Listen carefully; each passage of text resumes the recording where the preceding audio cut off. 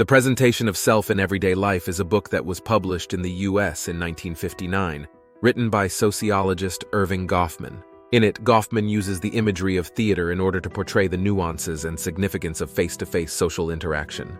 Goffman puts forth a theory of social interaction that he refers to as the dramaturgical model of social life. According to Goffman, social interaction may be likened to a theater, and people in everyday life to actors on a stage, each playing a variety of roles.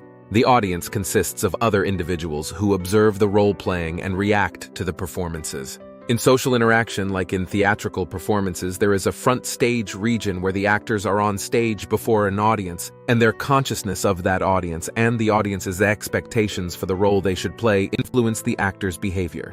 There is also a back region or backstage, where individuals can relax, be themselves, and the role or identity that they play when they are in front of others. Central to the book and Goffman's theory is the idea that people, as they interact together in social settings, are constantly engaged in the process of impression management, wherein each tries to present themselves and behave in a way that will prevent the embarrassment of themselves or others. This is primarily done by each person that is part of the interaction, working to ensure that all parties have the same definition of the situation, meaning that all understand what is meant to happen in that situation, what to expect from the others involved, and thus how they themselves should behave. Though written over half a century ago, The Presentation of Self in Everyday Life remains one of the most famous and widely taught sociology books, which was listed as the 10th most important sociology book of the 20th century by the International Sociological Association in 1998. Performance. Goffman uses the term performance to refer to all the activity of an individual in front of a particular set of observers or audience. Through this performance, the individual or actor gives meaning to themselves, to others, and to their situation. These performances deliver impressions to others, which communicates information that confirms the identity of the actor in that situation. The actor may or may not be aware of their performance or have an objective for their performance. However, the audience is constantly attributing meaning to it and to the actor. Setting. The setting for the performance includes the scenery, props, and location in which the interaction takes place. Different settings will have different audiences and will thus require the actor to alter his performances for each setting. Appearance.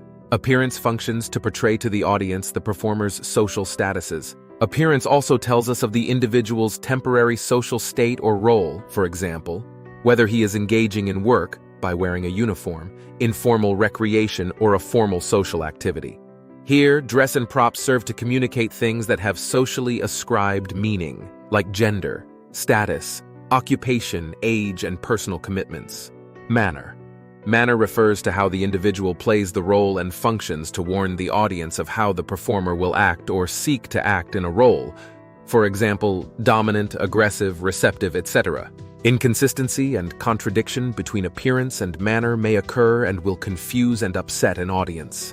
This can happen, for example, when one does not present himself or behave in accordance with his perceived social status or position. Front. The actor's front, as labeled by Goffman, is the part of the individual's performance which functions to define the situation for the audience. It is the image or impression he or she gives off to the audience. A social front can also be thought of like a script. Certain social scripts tend to become institutionalized in terms of the stereotyped expectations it contains. Certain situations or scenarios have social scripts that suggest how the actor should behave or interact in that situation. If the individual takes on a task or role that is new to him, he or she may find that there are already several well-established fronts among which he must choose. According to Goffman, when a task is given a new front or script, we rarely find that the script itself is completely new. Individuals commonly use pre-established scripts to follow for new situations, even if it is not completely appropriate or desired for that situation. Front stage, backstage, and offstage. In stage drama, as in everyday interactions according to Goffman, there are 3 regions, each with different effects on an individual's performance. Front stage, backstage, and offstage.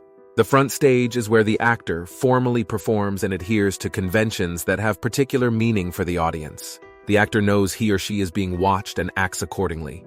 When in the backstage region, the actor may behave differently than when in front of the audience on the front stage. This is where the individual truly gets to be herself and get rid of the roles that she plays when she is in front of other people. Finally, the offstage region is where individual actors meet the audience members independently of the team performance on the front stage. Specific performances may be given when the audience is segmented as such.